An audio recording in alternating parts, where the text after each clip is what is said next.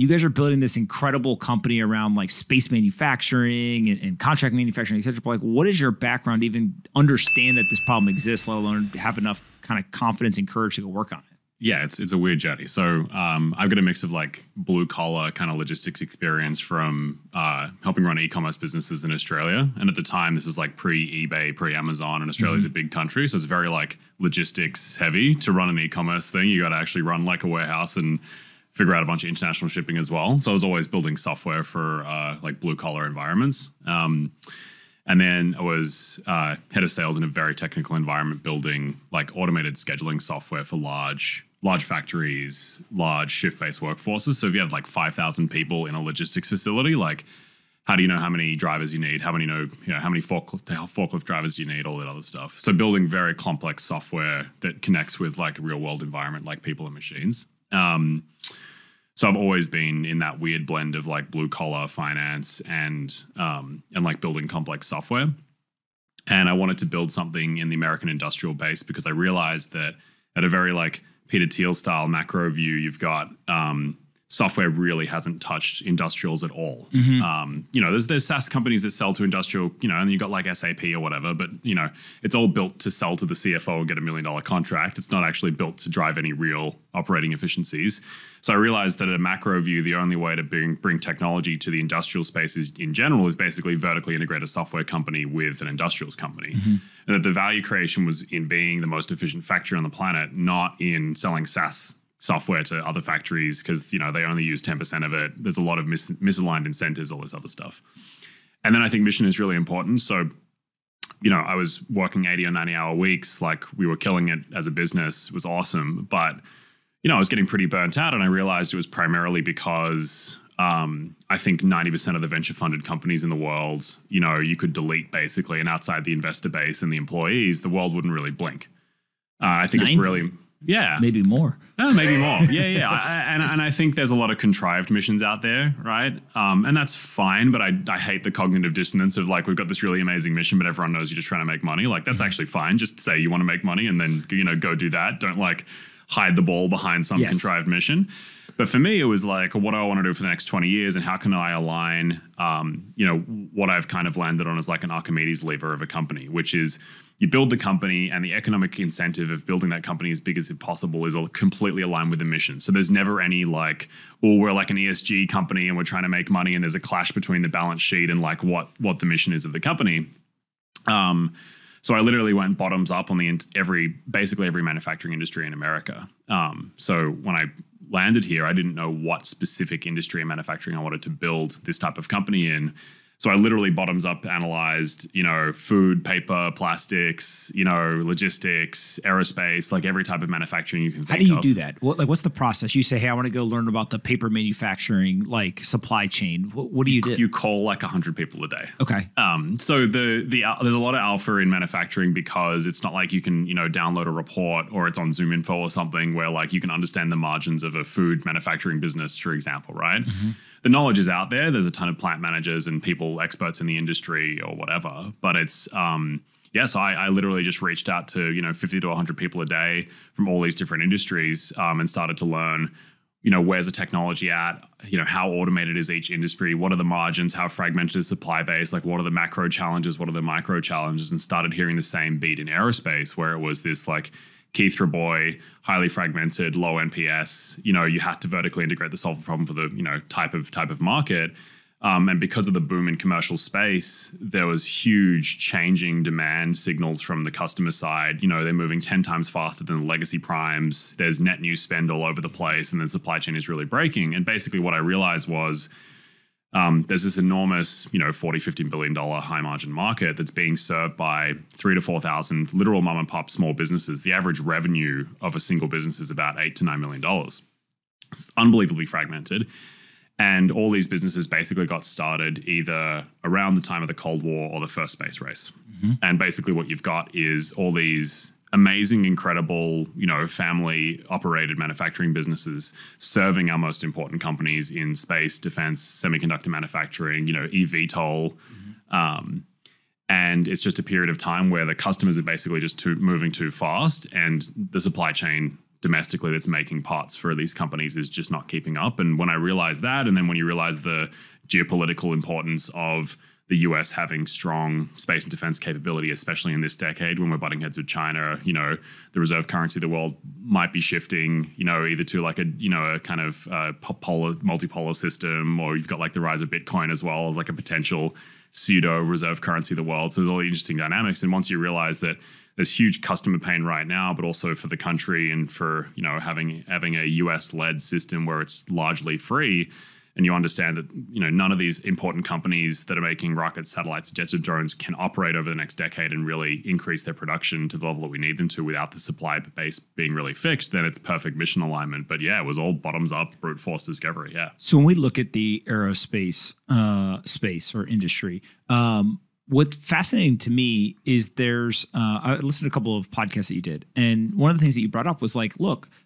pretty much all the players were built for like the original space race, right? And they've been around for a long time. They're usually owner operated. They're relatively small in the grand scheme of things, millions of dollars to maybe low tens of millions of dollars in revenue, small employee base, super, super fragmented to your point, almost, no technology in the way that you or I would think of kind of technology and where it is today.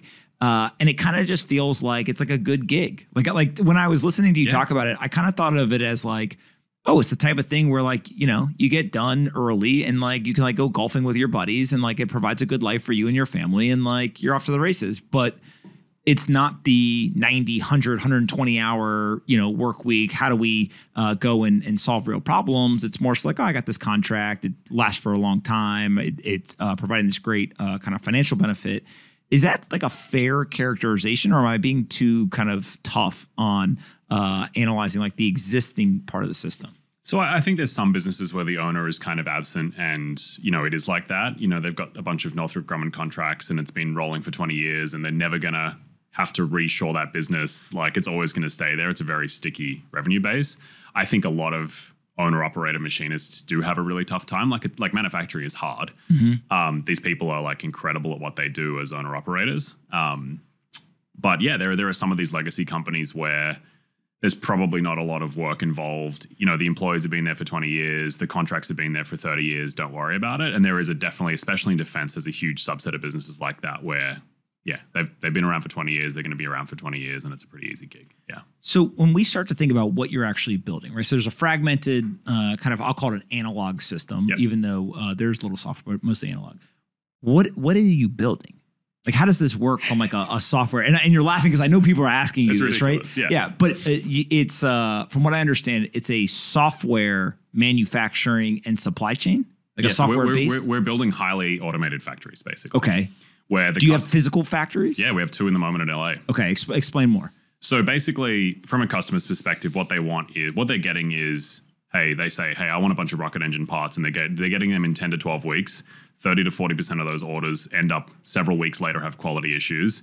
And then the customer service is incredibly poor. Like I call Pump's machine shop and say like, hey, you promised me this in 6 weeks. I haven't heard anything and it's week 5. Like what's going on? And then you like hang up the phone or you don't even know because you don't have the capacity of your own factory, right? So these big rocket manufacturers, they're literally calling like mom and pop shops to get some of these parts right now? Oh yeah. Yeah, completely. So the entire advanced manufacturing like supply chain in the US is basically resting on this house of cards of small machine shops, which did an incredible job for the country in the first space race in the Cold War, but are now just no longer keeping up with the demands of all these advanced companies trying to do. And how much of this is there's challenges with like quality? So like I order 5 parts from 5 different people and they all come in different measurements or quality or stuff like that, versus it's just like I need the 5 parts and like I don't know if I get them today or in a week. Both. Okay. So like what can happen is you might be like an aerospace engineer that's trying to get a satellite design done by the 1st of June, right? And you've got an assembly team, so you need the parts a couple of weeks beforehand. So you've sent out all these contracts for different parts and they've all said, yeah, we'll definitely get them to you by like, the 1st of May. So firstly, like half of those will end up in the 3rd week of May. So now your assembly team is panicking, which is like terrible, right? You're like trying to run a McDonald's and your patty supplier just can't really tell you whether the patties are coming on Thursday or like next Monday. How can you possibly serve customers? It's completely insane. On the quality side, the tolerances of parts that this supply base and that we are making are down to like micron, surface profile tolerances, right? So you might look at like a satellite housing that looks, the size of a laptop, and across that entire surface, the position of a hole has to correlate to a position of another hole within a couple of microns. So you're dealing with tolerances where like we climate control our factory down to like 1 degree Fahrenheit variance. In machining, if the sun shines on a machine at the start of the day, the parts will come off completely different to the end of the day when the sun is not shining through the window, because you're down to so incredibly close like tolerance for the quality side that even like the heat thermal expansion properties of like the aluminum part can like literally change based on a couple of degrees in weather. So it's really hard to do properly. But yeah, you kind of that sounds really hard. Yeah, so you're in this pressure cooker situation where like you're screaming at me saying I'm trying to make this satellite, I'm trying to get you parts, and maybe on the day that we're meant to ship them, I call you, I'm like, hey, 2 of them are out of tolerance. Like, can you just accept them anyway and use them? Like, it's completely insane. One of the things that I read too when you guys announced your fundraising was that you said that you guys were hiring people from all over. Basically, I think the companies you had mentioned were like Chick-fil-A and Walmart. Yeah. And you have them basically down to they're able to make the parts within 30 days. Yep. How are you able to do that? So this is where the software comes in. So basically from every part of the process, from quoting a job to scheduling the factory and managing capacity, and then doing all the workflow of like how do you spit out all the tasks to either machines or humans as part of this manufacturing process. A lot of it is digital because you actually got to program the machine to like cut these parts. It's custom geometry every single time. And then operating the machines can be incredibly difficult where you're using, firstly, these things are like $2 million each. They're incredibly like, they're 2 tons, they're moving around 2,000 pounds of steel at like, 1.2 Gs, but still hitting like sub-micron tolerances. They're incredible things, right? And usually what happens is you've got a custom piece of software that the manufacturer has written where you have to learn this obscure code base or learn this obscure user interface to just run one of the machines. So what we've done with all of our software is basically at each step of this process, including running the machines, automated 80 or 90% of it, and then wrapped our own user interfaces around the 10% that's still very hard for a computer to do. There are some computation stuff that, a human can select the right outcome in 5 minutes, but it might take 3 PhDs for 5 years to automate that bit. But we wrap it around a way simpler user interface so that an operator from, say, Chick-fil-A can be running one of these 5-axis machines in 30 days because they're not starting from scratch and learning how to set a tool or figure out what this crazy UI is or get into the depth of this machine to figure out how to even turn it on. Most of that's automated, and then the tasks they have to do are in our software that we've basically connected everything together so that, you can set someone in front of a machine. It's not, it's not super intimidating. Our software looks more like, Instagram or something like that. And then that's how we're doing the whole thing. Yeah. So when you think about this, are you starting with a specific type of part? Okay, so like I assume focus is really important here. Get it right, and then you kind of expand. What are the parts that you're starting with? So anything in aluminum within a bounding box of about 28 inches cubed. And the reason for that is in aerospace, you've basically got like aluminum, steel, titanium, and Inconels. And Inconels might go on a rocket engine because it it can get really hot and doesn't warp. Aluminum's like great for satellites or like rocket housings and stuff. So basically, we built a factory that as long as it's aluminum, within a certain bounding box, you can throw a CAD file at us and we'll spit out a part, 10x faster than anybody else, basically. And is this like the equivalent of 3D printing, but with different materials, or like how are you doing it? Yeah, so this is CNC machining, which is subtractive. So additive is, you build up deposition of material. Subtractive is you cut it away. Yep. And for aerospace and defense and semiconductor, the quality and the tolerances are so tight that 3D printing technology is 5 to 6 years away from having tight enough tolerances to be able to make aerospace parts. So if you wanted to print something 3D printed for automotive, where like it might be within a couple of thou quality because the car needs to be accurate, but not like super accurate. Yep. But if you're making something for, a human spaceflight program, like it has to be super accurate. Otherwise, like people can die, and the 3D printing technology just isn't there. Yeah. So the subtractive model is much better. Okay. Now, another question I have is there's Varda, there's a bunch of these companies that now I think the invention of the reusable rocket, right, and the ability to kind of drop the cost of rocketry is going to lead to the explosion of space. Let's call it 100%. Are you guys targeting the Vardas of the world, or are you targeting the like Lockheed? What I would think of like the legacy people who have been participating in kind of this space enabled world. Like who is the better customer? Like somebody who's technology enabled, or somebody who has no technology at all, really? So the short answer is both. Okay. But for this year, we're just doing what I would call like new commercial space and defense. Okay. Which is companies like Vada and Delian, who co-founded Vada, co-led our seed round with Lux Capital. This is almost a year ago now. So don't tell us that. We're going to get mad at Delian for not calling us. Go ahead. I was just saying, I was checking my phone. I didn't see a call of it. Like, where's the alpha? Like, all right, Delian.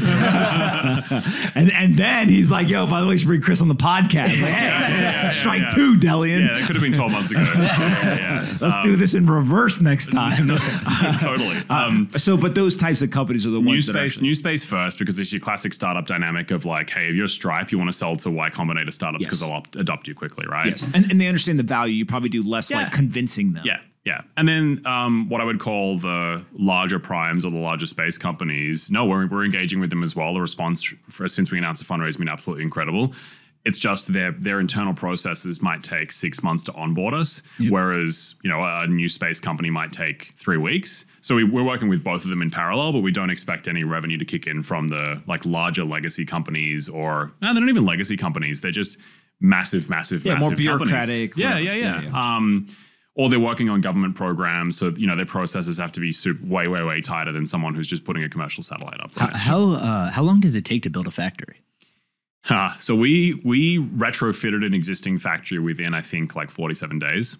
Oh shit, that's crazy. Which is like 9 to 12 months faster than anybody else.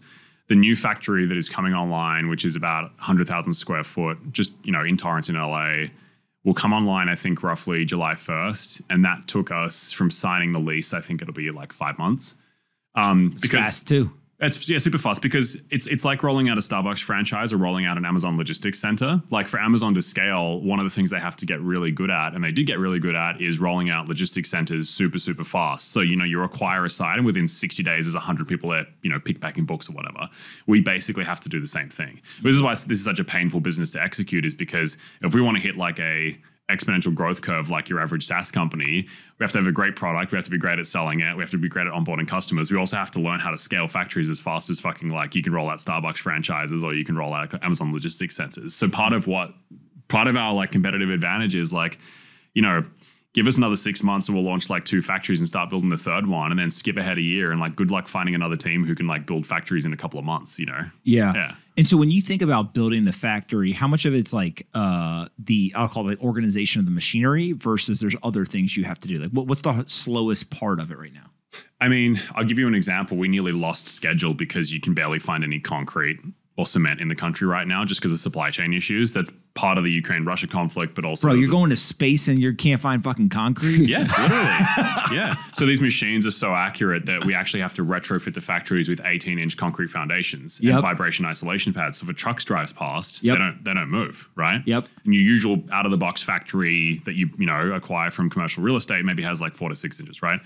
So we have to like literally rip up the floors and like do it again. We're putting HVAC in the entire factory so that at any point in the factory, it's climate controlled within a couple of degrees Fahrenheit. Mm-hmm. So that's for a 100,000 square foot factory. That's a lot. Yeah. It's like a lot of energy, and it's a lot of HVAC. It's really expensive, but like, a lot of the HVAC material is made out of like, aluminum tubing or steel tubing, and you just like can't get the raw materials at the moment. So we're just fighting this inflationary effect of both the conflict and the Fed all the time because it's causing these massive supply chain shocks. Yeah. So part of what we do is we have to retrofit the buildings to be to land the machines, and then it's effectively just plugging everything in and setting everything up and commissioning the machines. So yeah, inflation's only 8.5%. Don't worry about it. Chris, hey you, did you like this video? Great, we make 5 of them a day and post them here on this channel. Make sure you're subscribed, like the video, and see you next time.